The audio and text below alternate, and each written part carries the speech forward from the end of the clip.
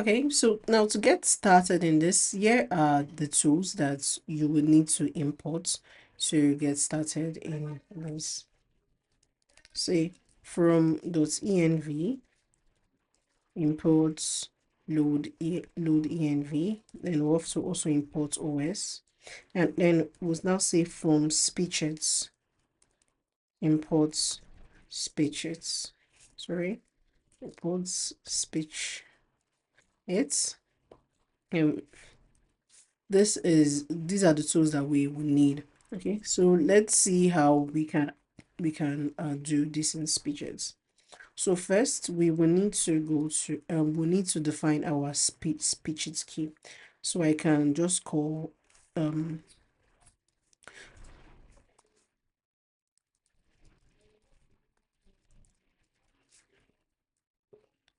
so this is how we can define our Spitches key. You can decide to name your variable whatever you want to name it. I'm sticking to just naming it as key, and then I now do os.environment dot environ os dot environ, and then I'll pass like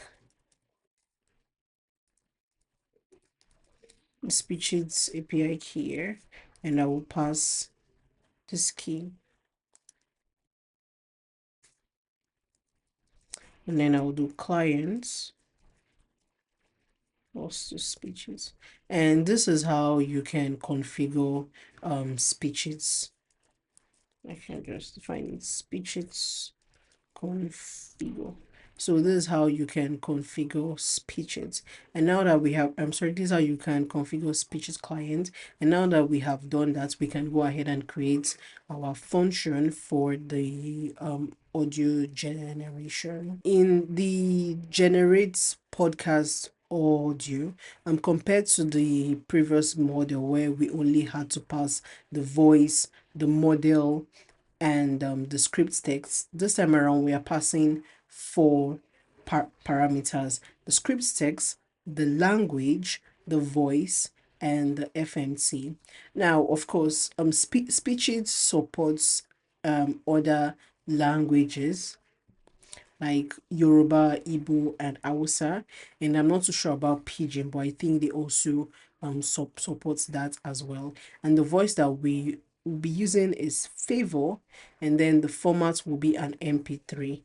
So we define the client here, and we say clients.speech.generate. This is how you can generate an audio based on a script text.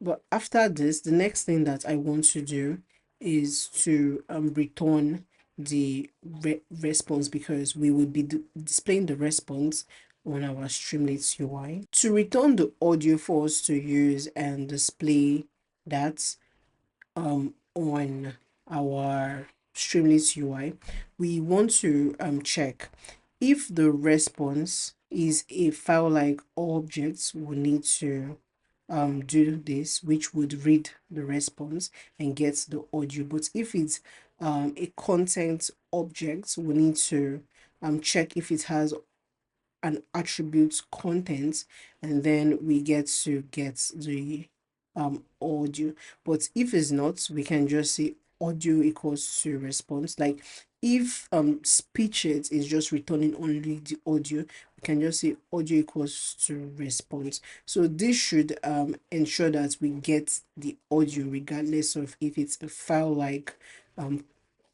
object or if it's a content object, and then we would return the audio for it to be used.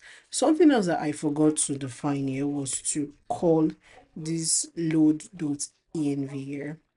So this is how we can define our uh this is how we can define our podcast audio function. Now, this is not the only thing that we want to do in the utilities.py. So another feature or function that we want to add would be the option would be to define a create zip file function, and this should handle the creating of zip file, because on the Streamlit UI we are going to be downloading the scripts, and the audio as a zipped file, not separately. So to do that, what you just have to do is ef create zip, and we would be passing both the scripts and the audio. But for our create zip file, these are some packages that are very, very important. The first one is Zipfile, and the other one is IO.